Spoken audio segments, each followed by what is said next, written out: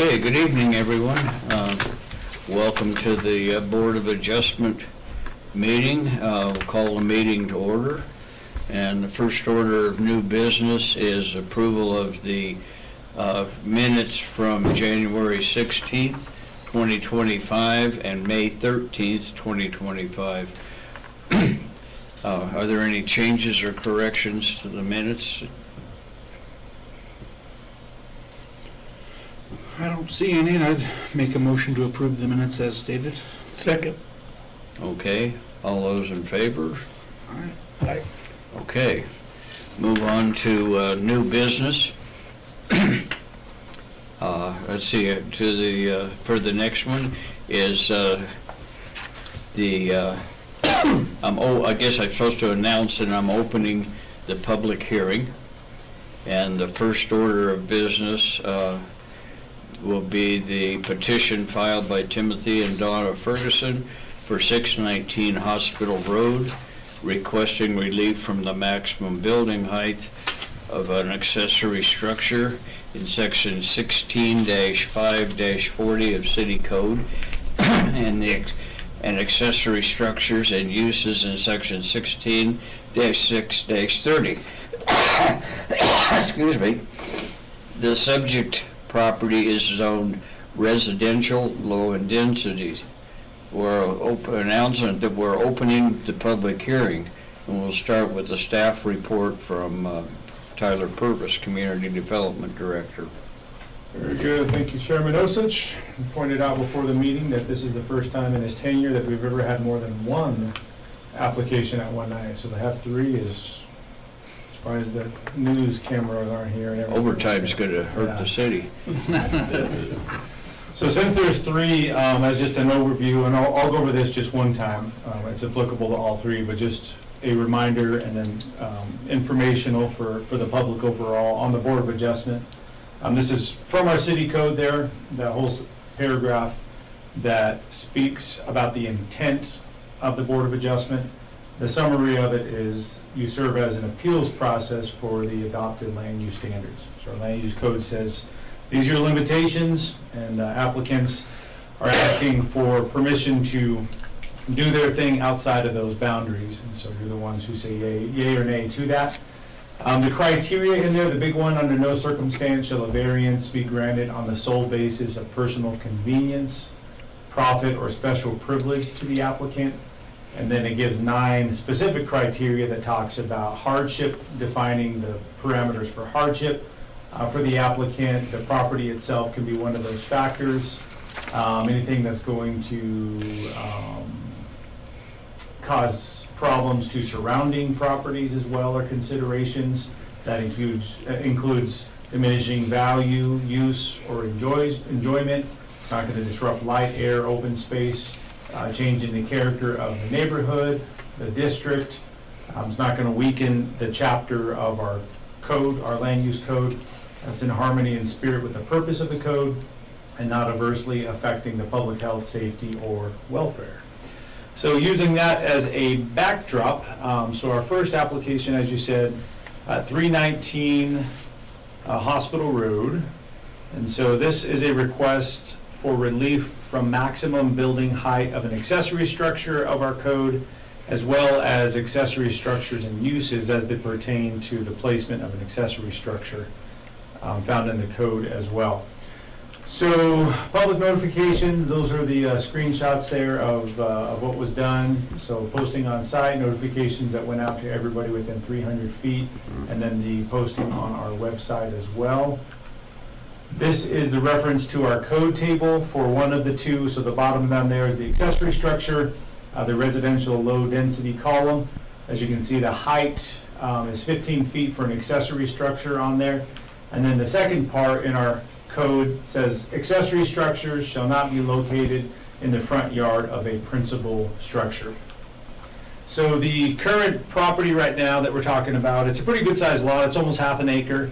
And the applicant is seeking to place a carport on the south side of the home that's adjacent to the front or the west side of the garage. The size of their carport is 20 feet wide and 61 feet long and up to 17 feet high. Again, the maximum height is 15 feet. with one side completely closed and the opposite with the top half closed.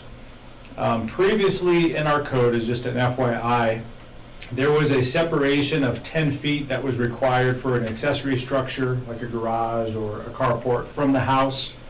Otherwise, it was considered as part of the house, but if it was considered part of the house, then the building code requirements are different at that point. But recently, council approved code changes to make an exception to the 10-foot separation for carports if it's made of non-combustible materials. The whole idea of separation, if one goes up in flames, hopefully the other one won't as well. So separation or the materials themselves aren't going to be combustible. The Community Development Department has a tremendous increase in carports across Breast since 2023, our major hailstorm. Understandably, due to the damage that was done, a lot of property owners have taken extra measures to protect their vehicles. RVs are one of those. They are typically, I looked it up online, RVs are typically no higher than 14 feet due to DOT height limitations, but due to establishing a sufficient slope for the roof itself, as far as clearance goes, and then for drainage and then the structural design, the height does go higher than 15 feet. And the structural part, I mean, is that if you have a flat roof that's considerable in size, unless you have a ton of support in there, snow loads can cause that thing to fail, so you have the slope on there so snow runs off of it. So as far as the carport being partially in the front yard, if it was a garage, there would be no issue as long as the 20-foot setback requirement was met. However, a carport and garage are not the same thing. We discussed with the property owner all options. When I say we, our staff at the Community Development Department, discussed all options for the location of the carport. Accessing it and maintaining practical function of the site became challenges. To the east of the house, that would block much of the back porch and you could say invade the backyard. On the north side of the house would require the construction of an additional access from Hospital Road adjacent to the neighbor's access, as well as the creation of some type of additional driveway. Its proposed location then is in front of the garage. That would limit vehicular access to and from the garage when the RV is in place. That's a consideration, but currently, if you've driven by, the RV is parked there anyway, so that's the current situation, only without the carport in place. Due to the far setback of both the house and the garage, there's more than enough room to maintain the necessary 20 feet front and side setbacks that are in place for a corner house, as the existing garage is roughly 96 feet from Hospital Road and 28 feet from Eaton Street right-of-way. And then so in looking at the impacts on the value, character, and compatibility on the neighborhood, there could be some negative perceptions on the size of the carport and just plain aesthetics, especially on a large corner lot, but that's somewhat subjective. Some people may not care, other people may care. But overall, I would say there's no concerns with the variance negatively affecting the public health, safety, or welfare. This is a concept of what the carport does look like. So the completely enclosed side, that'll be the side facing Eaton Street, and then the half closed will be the one pointing toward the house there, as a reference. These are kind of the main talking points there. I went over just the increase in carports across town, the reason for the excessive height for this one, the south side of the house being the preference, a lot of room for the setbacks. There could be subjective, negative aesthetics to it. So the board, with all of these, you can deny, approve, or approve with conditions. If the board does want to approve this one, we do recommend these conditions along with it. Again, you can accept all these, some of these, none of these, modify them, add to them. So the carport is to be located no closer than 30 feet to the west property line. That gives the 61 feet plus 5 additional feet in case they do want to separate from the garage at all. Number 2, the variance will be invalid if appropriate building permits and subsequent inspection approvals are not obtained. Number 3, variance will expire if the permit is not pulled within 1 year of approval. Number 4, variance will expire if building permit expires prior to completion of the project. In other words, someone pulls a permit and they never finish the project within the 6 months they have. And then number 5, when it comes to the aesthetic side, that shrubs or trees are to be planted somewhere along the south side of the carport. just to pick up the long stretch of 61 feet of just one big plain wall for the carport. Have something a little more visual there. So that is my report. Any questions? Not from you, I don't think not so. to you. Okay.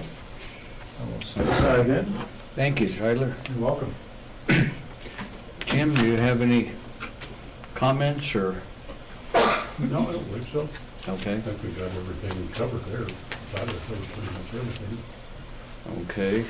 And there's nobody here to make public, have any other public questions? I talked to all my neighbors just, and all of them were like, do what you want to do there.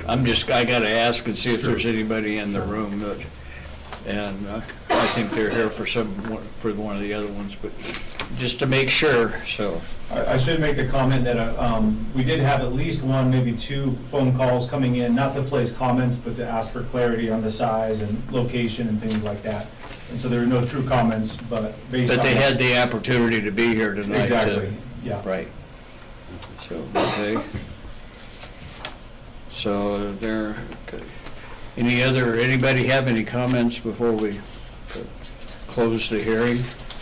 Okay, so we'll close the public hearing, and I would ask for a motion to close the public hearing. I make a motion to close the public hearing. I'll second that.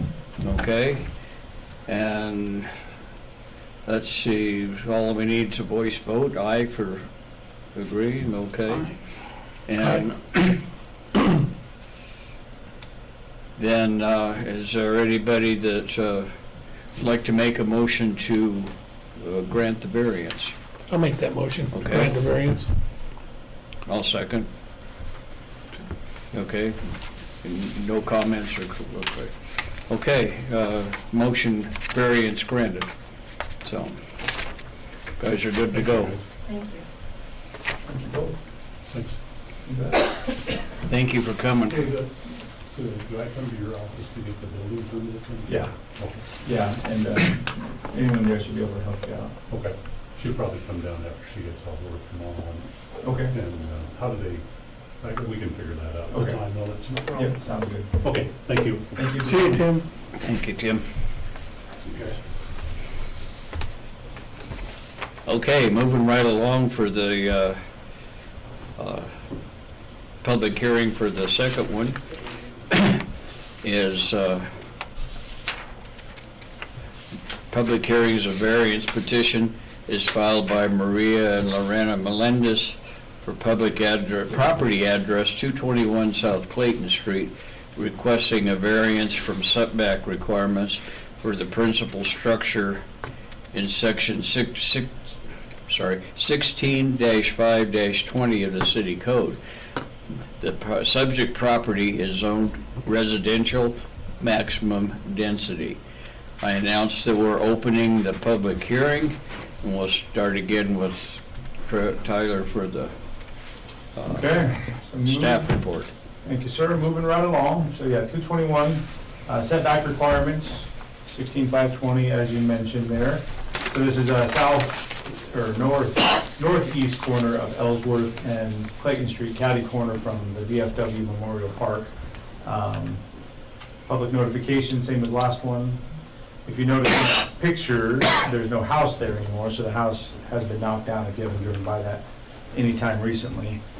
So the applicants are our co-owners. They want to construct a new home, having demolished the previous one, as I just mentioned. And I mentioned in the last report that the front yard setbacks is 20 feet for corner lots from both sides. Code puts limitations, this is kind of a weird code thing. It puts limitations on projections into front yards. I'll explain it later, I'll just kind of read it.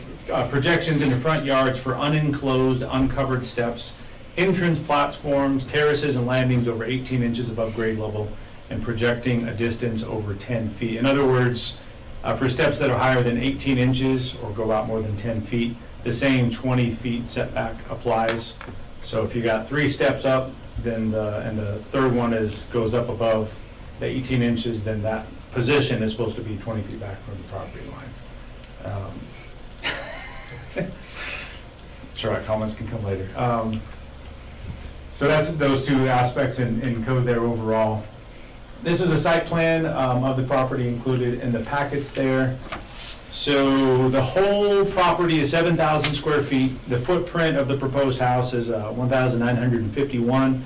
The former house that was there was 1,008 square feet. And the footprint of the proposed newer home would have a 13-foot setback on the south side of the main structure. And then the step height I was talking about would project even further into that area. And then on the west side of the house, the steps would do the same thing. So as a visual, in case you need it here, and it shows it on there, but, so here's the 20-foot setback requirement, here's the proposed house.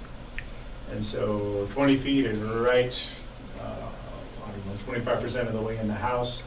And then up here, your 20-foot setback goes right into the middle of the steps there. And then the garage, you can see over here, because that's part of it as well.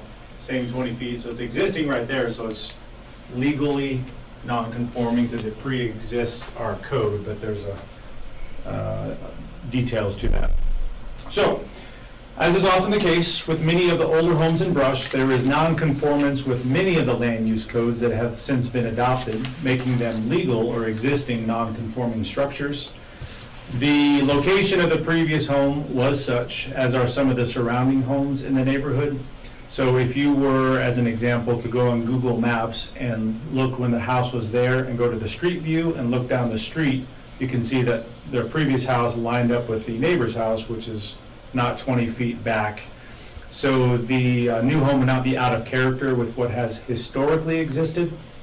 Furthermore, as part of the creation of a lot, city code now requires corner lots to be wider than the interior lots in order to accommodate the 20-foot setback on both sides and the limitation that puts on the rest of the lot. So that's not the case with this subdivision, which predates that requirement, as this lot is the exact same size as all the interior lots, which would mean that if the home met the two-sided 20-foot setback, there would be no yard space on the north side, or the house would be very, very skinny, like one of the shotgun houses you might find in Philadelphia or something like that.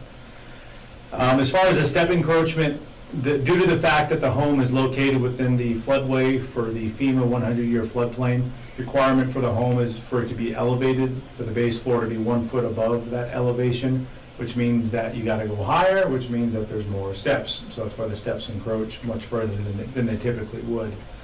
So with the garage over there on the west side, it's approximately, I would say, 2 feet from the south property line and 1 foot from the east property line, so pretty snug there in the corner. And although it's not immediately planned, due to the deteriorating condition of the garage, the intention eventually is to construct a new garage, but in approximately the same location, which would again violate the 20-foot setback requirement. So we went ahead and are making that part of the ask as well. Given the historical location of the structure, as well as the limited remaining space for the yard area, you can see that if you were to rebuild that and move it back that way, you would essentially erase whatever backyard that you have left. And our code also states elsewhere that you're supposed to have 30% of your rear yard, or no more than 30% of your yard occupied by a accessory structure, which that would take up that anyway. So, having said all that, oh, and this is the profiles there. You can kind of see where the steps come out. So my guess would be this is looking from the south. Right about here is probably where you're above 18 inches, or something like that. But bottom line is that it projects out that way, and then this is looking from the east to the west. Same story on those steps going down to the Ellsworth there. So that's kind of the summary of things there. Previous home non-conforming. That's not unusual for the neighborhood. Corner lots are not conducive for our current standards. The floodplain regulations are in place, and the steps are the result of that. And then the garage reconstruction would significantly impede into the use of the yard. So you got the same options as before. Deny, approve, or approve with conditions. And if you choose to approve, I have 3 recommended conditions. Number 1, the variance will be invalid if permits, building permits, and subsequent inspection approvals are not obtained.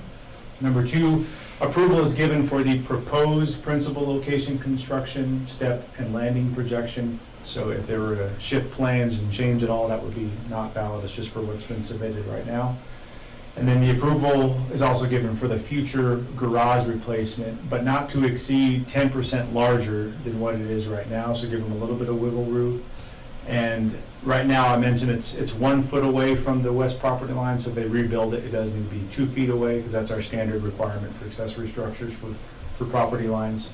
And it is noted to the applicant that if the garage replacement is larger than the existing garage, an additional no-rise certificate would be required. Just plug that away. So, that's my presentation. Any questions? Okay.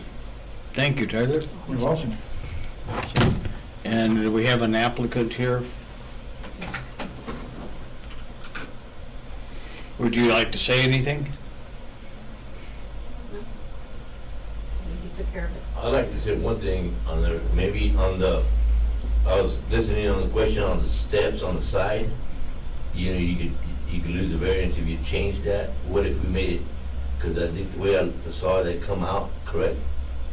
They come- Directly the steps, south? Yeah, come out to the south, Correct. and what did they decide just to do like a side instead of going out?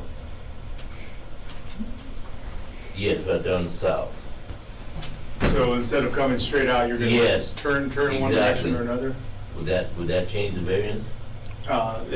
We can request that be allowed to as part of it, Okay. if the board's good with that. I have no problem with that. It's probably better anyway if they Yeah. do that, because it's less closer to the sidewalk or the Yeah. south property line. The street there, yeah. You want to include that? Sure, yes. Okay. Okay. Yeah, we can make that modification. Okay. We don't need to change anything here then, do we? No, we can just note that with the approved. The applicant conditions, yeah, requested, correct. okay. All right. And if you, oh, sorry, go ahead, I don't want to interject yet.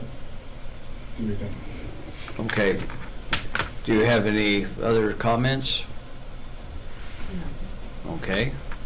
So we'll consider that then in the motion that the change on the steps, right? Okay. You guys, Travis, you say anything? Neil? No, I'm good with it. Okay. Somebody want to make a motion? I'll make a motion to approve with Okay. the addition. I'd second it. Did you ever close the public hearing? Oh, yeah, close the I'll public make a hearing. motion to close the public hearing. I'll second closing the public hearing.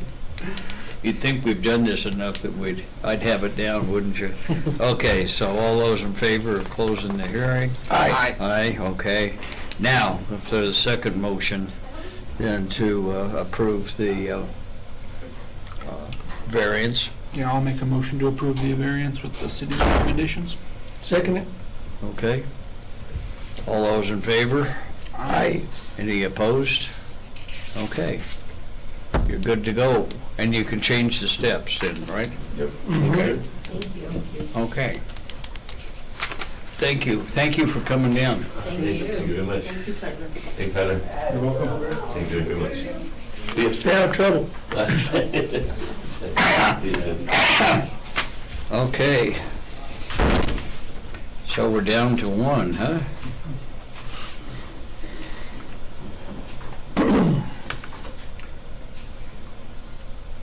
Okay, so this is at public hearing for variance petition is filed by Miguel Lopez requesting a variance for an accessory structure exceeding the minimum open usable space per dwelling at 317 Edwards Street.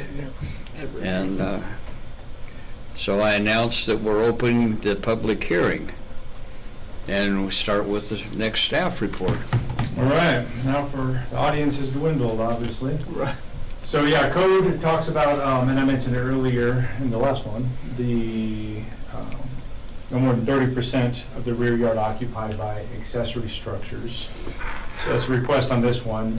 So those are the public notifications again for this one. This is the code specifically, Yeah, the first line there shall not occupy more than 30%, and then the locations and so on. So this is terrible drawing, but this is what was submitted for a site plan. But this is kind of the layout of things. The property is roughly 9,000 square feet. House is about 1071, garage 624. And then there's an existing carport that was recently permitted and put up. Permit was pulled in September. And that's 990 square feet. And then they want to do an additional carport that's 759 square feet. Code does allow driveways that are part of our usable space with 2 parking spaces, but that ends when areas are covered by a building. So a little building and structure are kind of 2 different things. I think it means the same thing in code, that when you put something like a carport over it, it's exempt from the usable area. So bottom line is that it's space being taken up by a structure once you put a carport over it.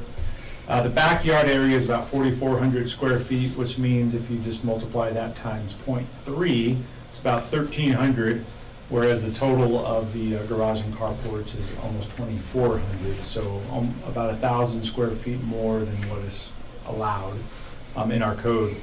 So the background on this one, the existing garage, you can't see it from this picture, but it's right around the left of the house there.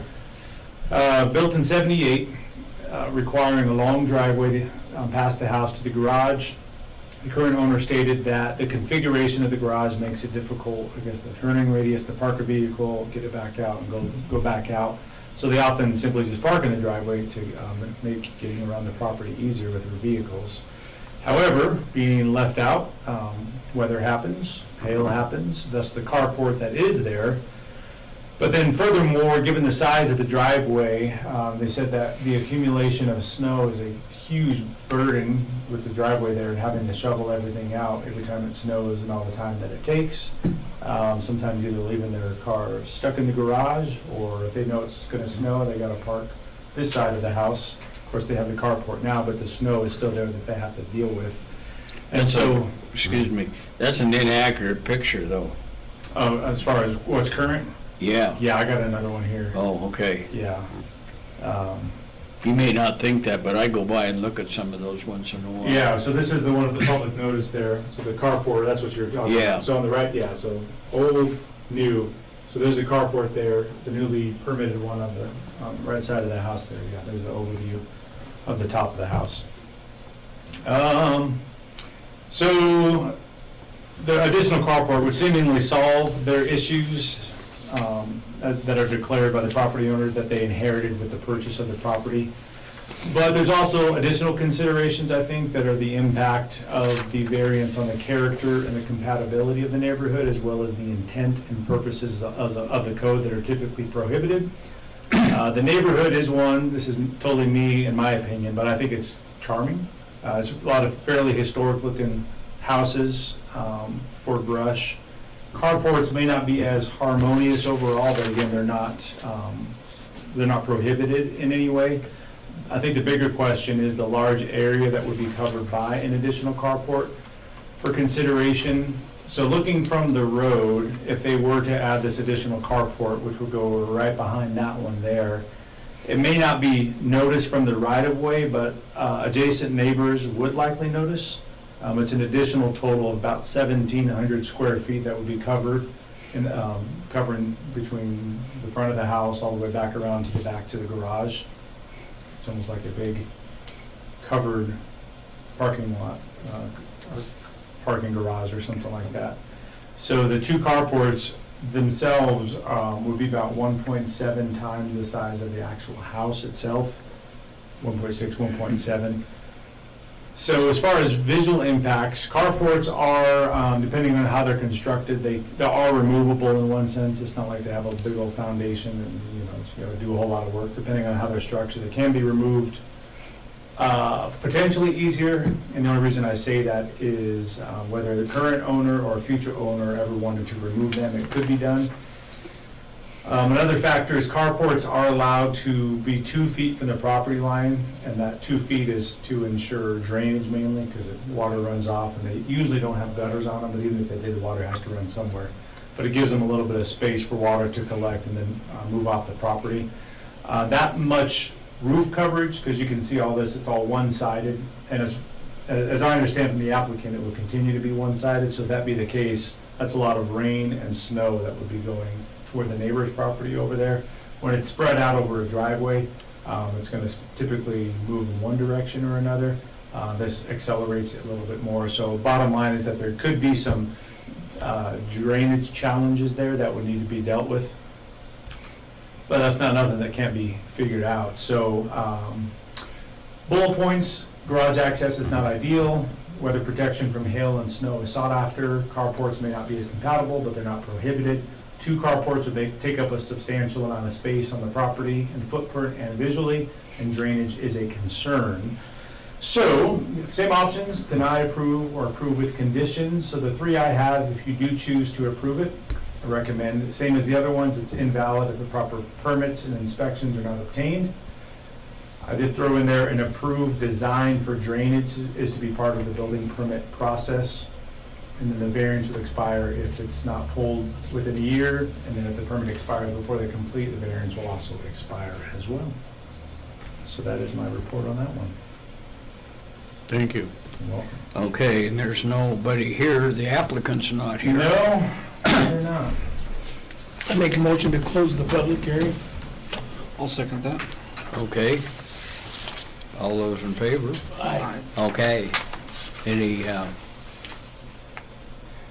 final questions, or? I mean, to me, anything that guy has done to that house, it's always been made it look nicer. You know, I've lived here all my life, and it used to not be looking that nice at all. You know, Yeah, I drove by it and looked at it, and So, I it's think, well maintained, and He put on the existing carport now?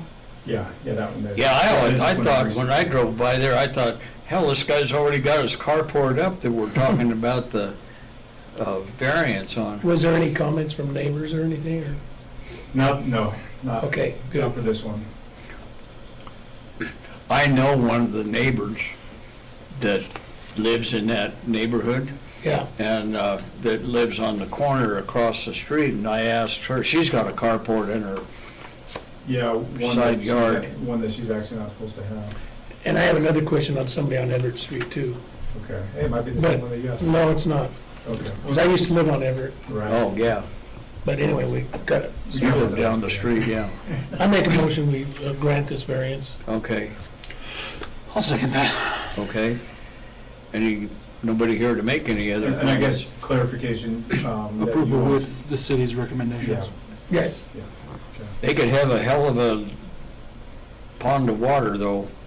yeah, so the drainage, yeah, we'll have to. That's good you put that in there. Yeah, that could be a nuisance and a problem for Yeah. neighbors. But I drove by and looked at it, and in talking to the one lady that lives across the street, I said, well, are you gonna come to the public hearing tonight? I ran into her at the bank, and she says, I don't care what that guy, somebody made the comment, she just said that guy takes really good care of that house, and I'm sure it'll be. What do you do, like, you said that carport shouldn't be there, across the street? What do you do there? Yeah, it's in place, we'll talk about that. Yeah. I bet you know that other one I'm talking about, too. Well, Jeff brought it up before the meeting. so- There's one just to the west of there, too. Next door to where I used to live. Yeah, that has They that, put it right on the east side of the house. And I would think that would have had to go through and it's ugly, I mean, it doesn't Okay. fit, but Yeah, it's probably the same one you're talking No. about. I must not have driven on that block in a while, because I have no idea. you're talking about the gal that lives to the south. yeah, right on the corner The there. one I'm talking about lives, Yeah, the it's one not the that's, corner one, it's across the street, it's not the corner one, it's the next house to the west. the one that's in the middle of the block, Okay. yeah. Got it. And it really detracts from the Oh, neighborhood. well, Yeah, the house, I mean, yeah, and they live in it. I went over when I got your packet. I drive by the property. I drove by there last night, and, because I thought that was the house, and I thought, and I know who used to own that house. And, Yeah. and how they got around it, and, which is. it happens.